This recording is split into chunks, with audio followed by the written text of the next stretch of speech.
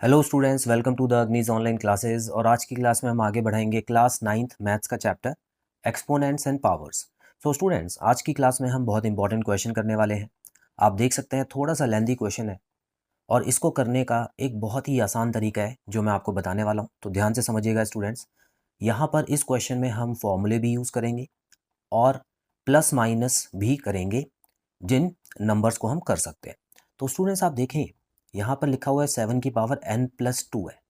ठीक है, ये पहली बार ऐसी पावर आ रही है, तो देखेंगे क्या करना है इसमें।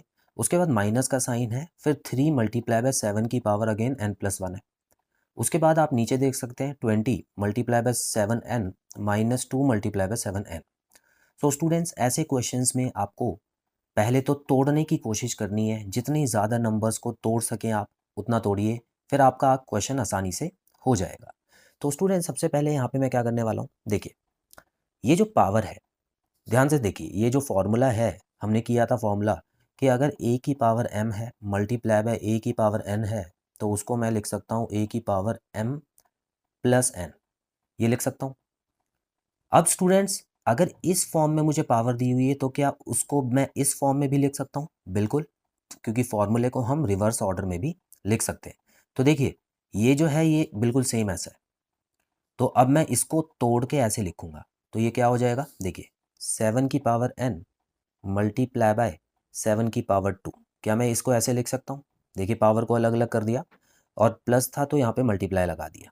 ठीक है, बाकी -3 तो देखिए -3 ही रहेगा क्योंकि इसको तो हम और नहीं सॉल्व कर सकते। मल्टीप्लाई बाय, यहाँ पर भी बिल्कुल सेम चीज़ करनी है स्टूडेंट। देखिए 7n मल्टीप्लाई बाय 7 की पावर 1।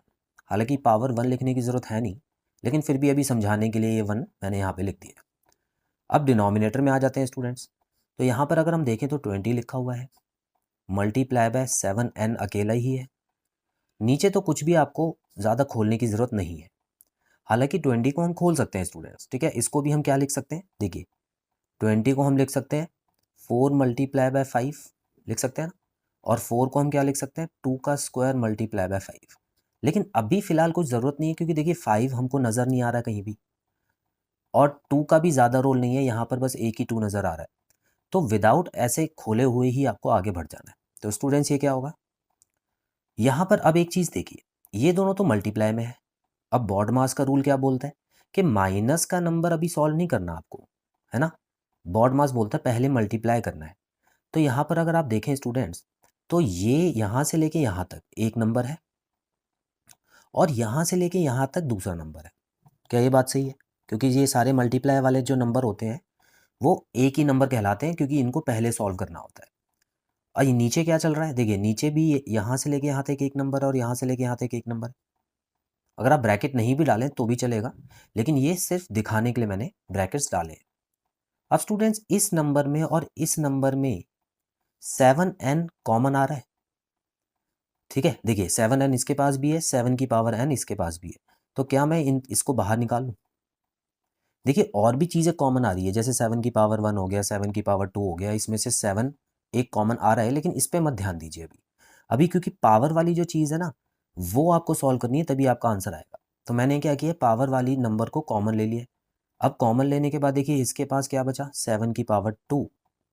उसके बाद माइनस का साइन लगाना, और इसके पास क्या बचा, देखिए 7n बाहर चला गया, तो इसके पास बचा 3 मल्टीप्लाई बाय 7, है ना, 3 मल्टीप्लाई बाय 7, तो यही बचा। चलिए नीचे, नीचे भी स्टूडेंट्स देखिए 7n कॉमन आ रहा है, तो यहाँ पर मैं लिख दूंगा 7n। और अब यहाँ पर क्या करूँगा स्टूडेंट्स, देखिए इसमें से 7n निकल गया है तो क्या बचा 20, माइनस का साइन लगेगा। इसमें से 7n निकल गया है तो क्या बचा 2, बस। अब ये इतना मैंने क्यों किया है समझिएगा स्टूडेंट्स। यहाँ पर 7n जो था वो मुझे परेशान कर रहा था, क्यों, क्योंकि इसकी वैल्यू जो थी n की वैल्यू तो दी नहीं थी। अब मैं यहाँ पर क्या कर सकता हूँ, उसको काट सकता हूँ। क्यों काट सकता हूँ, क्योंकि देखिए ये मल्टीप्लाई में है दोनों, ये इसके साथ मल्टीप्लाई में इस ब्रैकेट के साथ, और ये 7n इस ब्रैकेट के साथ है। तो इसका मतलब मल्टीप्लाई वाले नंबर स्टूडेंट्स कट सकते हैं ब्रैकेट के बाहर वाले। कट गया ना 7n से 7n। अब देखिए कितना आसान क्वेश्चन बचा है। अब हमारा बचा है, देखिए 7 की पावर 2 क्या हो गया 49, माइनस 7 3 21 हो गया, अपॉन नीचे क्या बचा, 20 में से 2 चले गए 18 बचा। अब इसको आपको बस एज इट इज़ सॉल्व कर देना है। तो यहाँ पे बच गया स्टूडेंट्स 28 ऊपर माइनस करने के बाद, और नीचे आ गया 18। इसको अगर आप काटें तो आपका जो आंसर आएगा देखिए 14 और 9 आ गया। तो फाइनल आंसर आ गया 14/9। तो जो क्वेश्चन देखने में ऐसा लग रहा था कि थोड़ा मुश्किल है, उसका आंसर जो आया कितना सिंपल सा आया है ना स्टूडेंट्स। सो इसी तरीके से आपको जितने भी क्वेश्चन ऐसे एन वाले आ जाते हैं या पावर वाले आ जाते हैं तो उसमें फॉर्मूले वही यूज़ होंगे, लेकिन ये देखेंगे वो लोग कि आपका आईक्यू कितना अच्छा काम कर रहा है, आप कौन सा फॉर्मूला कहाँ पे यूज़ कर रहे हो। तो स्टूडेंट्स आई होप ये क्वेश्चन आपको क्लियर है। सो बहुत जल्द मिलते हैं अगली क्लास में नए क्वेश्चन के साथ। Till then bye bye.